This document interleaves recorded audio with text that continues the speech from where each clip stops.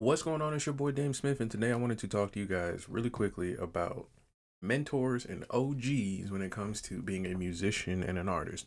So, if you're interested in conversations like this, especially as a musician or a appreciative consumer of hip hop and music alike, then make sure you like, share, and subscribe. So, this channel is essentially meant to kind of help artists and artists alike to learn about the different options they have in the music industry and also be up on the characteristics needed to be successful. So, your mentors and your OGs, as they would call them in the hip hop industry, are typically the people that are more experienced than you, perhaps older than you, in the industry or in your professional lane or career position that you're trying to acquire.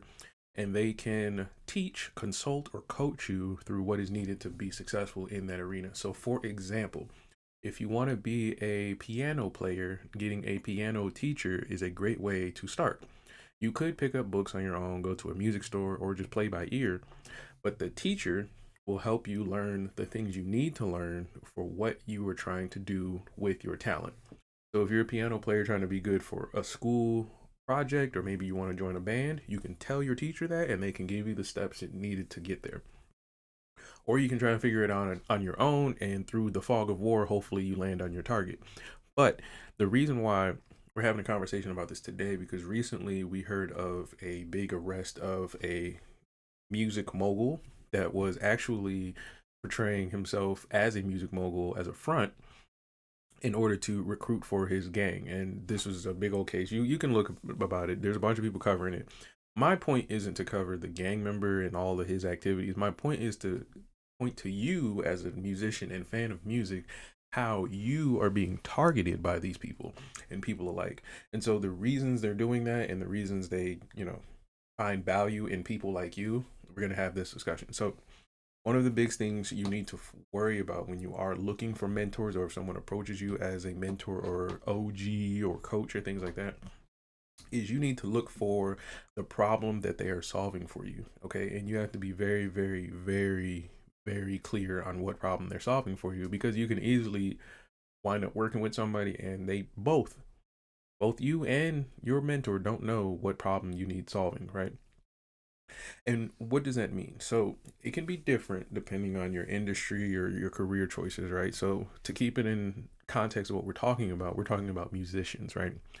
So if you want to be a rapper, your goal is to rhyme words over music and make people dance and cheer along, right? That's your job. The kind of mentor you would need to be successful would need to be successful in or around that job, right? But the reason why this is usually confusing for younger artists is because that job doesn't isn't a typical job where you can kind of have references to know what people to put in your network and what people to take out of your network. And what does that mean? That means if you're a 17-year-old kid and you're in high school and you're rapping and you're banging on the desk and you're making it, lit in your school and everybody knows your name, maybe you got a song out or something like that, right? You're Little Wayne 2.0, right? How do you know what older people in the industry are actually trying to help you be successful or what older people are trying to get success off of you? How can you tell the difference at 17 years old?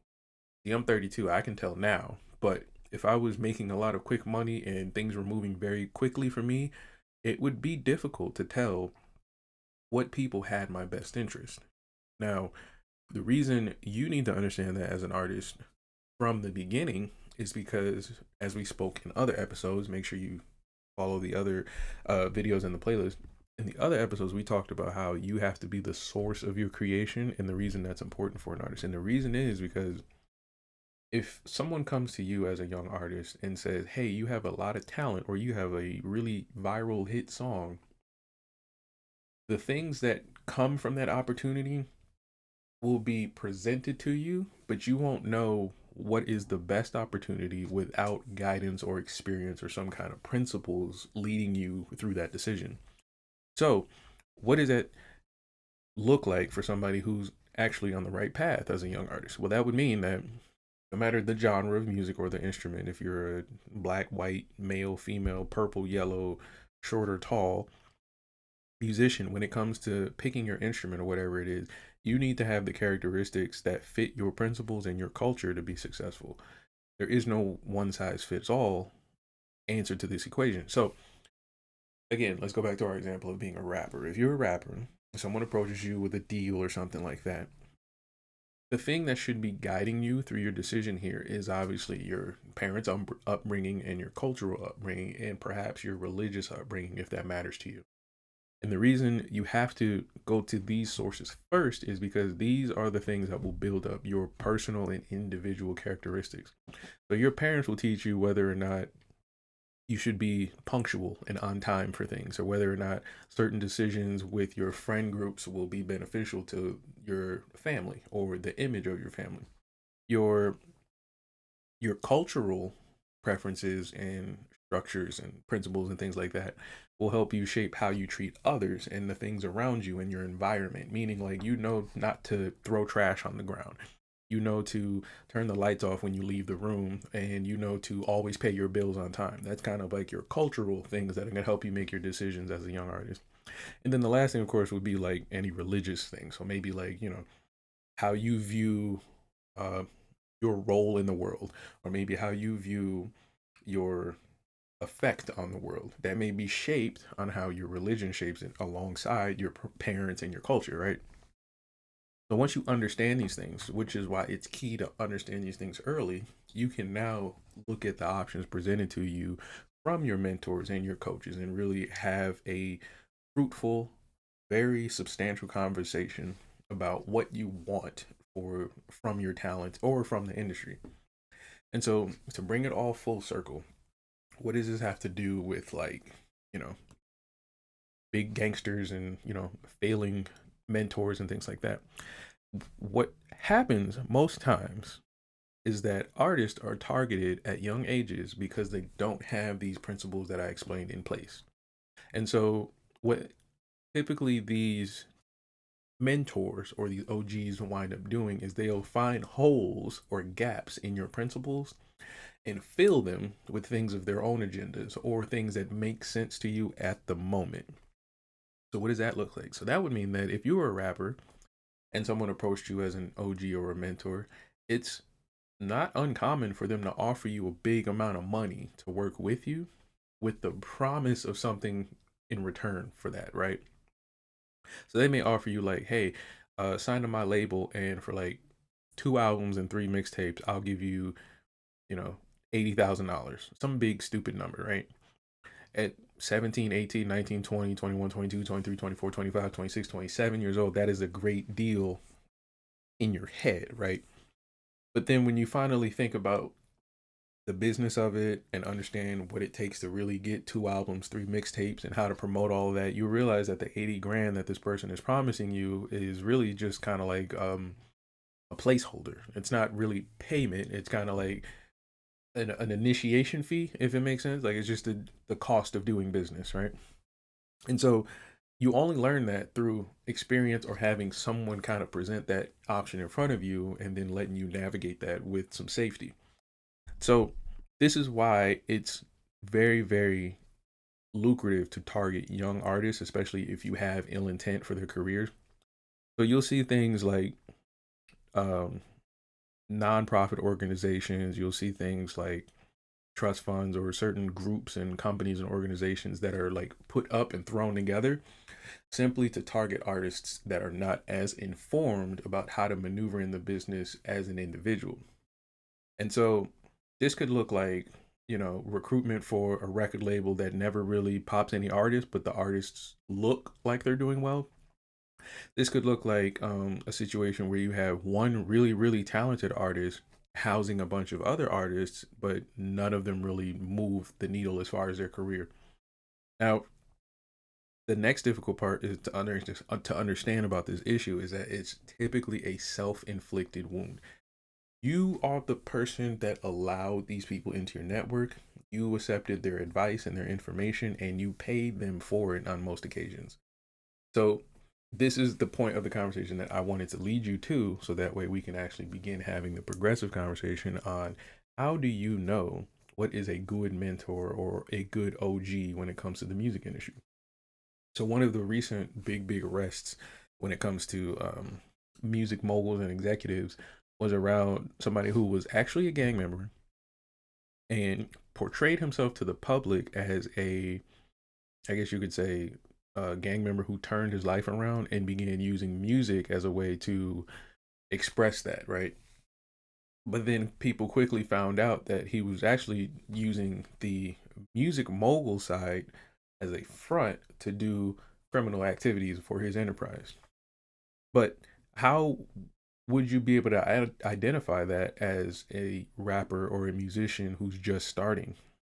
Well, the key thing to remember is that you got to go back to your cultural and structural principles. When it comes to working with a mentor or things like that, what are the characteristics you look for in a mentor that lead you to believe that this person is successful in what they're saying, or this person can lead you to success in what they're saying? So let's take an example. Take the example I explained. This particular, you know, gang member shrouding as a music executive. If you were to look at them at first value, it's not obvious that they're successful, right? Because visuals can't really explain wealth. But if you were to look at things like their network, how they speak about the business, and how transparent they are with you, that can lead you to how you or how your parents have led you to maneuver with conversations like that. So, for example, if you're having a conversation with somebody and they're saying, I want you to make a song or work with this artist and things like that, and the questions you come up with are like, how much will I get paid? Um, what are our expectations as far as promoting the album? Like, what is the marketing strategy and things like that? If you ask these questions and you don't feel as if you understand the answer, that's a key point for you as an artist to then take the initiative to say, I'm going to find out the answer, or I need you as my coach to make sure I have the right answer. And then it's on you to make sure your coach either gets the answer correctly or you yourself get the answer correctly. This is part of the self-inflicted wound part, because oftentimes it does feel nice to have your manager say, don't even worry about it, we got somebody covering that for you. Or, you're the artist, you shouldn't have to, don't worry about it, you just focus on making music. It's very, it feels good to hear that. But the problem you're going to run into is you're giving up leverage of control, and you're giving up leverage of understanding what's really going on with you. So in this example, this music executive was saying that to their artists and their rappers, and their artists and rappers believed them. But then in turn, what was actually happening was a lot of the money that these artists were making was actually being laundered into criminal activities through the gang enterprise. Now, for some rappers, they'll turn a blind eye because of, like I said, it feels good to know that, you get to eat without having to do as much work as you need to. But the problem that you will then run into is that because you're affiliated with particularly people that are doing something illegal, it can now be tracked back to you. And this will throw your music career out the window or tarnish it. So if you haven't heard, in like Georgia, their longest um, trial in history was a RICO case about a rapper. Okay. So if you wanted to be a musician, and I talked about this before in the channel, there's a certain priority that you have to place your musicianship above the things that are going on in your lifestyle. So if you're a person that you seriously want to be on stage with other musicians and respected as such, then you can't really affiliate with people who tend to find themselves in situations like court cases, criminal cases, and like gun charges and drug charges and things like that. These are not the situations that make for a fruitful musical career. And if you don't believe me, you can look at every artist that has been really successful, and if they have had any run-ins with the law, how it has tangibly affected their career. It's very rare that you will go to jail or get accused of something or charged with something and it's going to help you. It's going to make things harder. So, again, we also spoke about this in the channel before. That is why they target younger or newer artists, especially the female artists, because the options and the opportunity and potential you have for not having a record already for not understanding the thing you're saying yes to, and also not understanding the relationship between the criminal enterprise and the musical enterprise, makes you, as a younger or newer artist, the perfect person to recruit for some, you know, front or money laundering or some kind of like racketeering that can go on, or whatever people are trying to get you to do.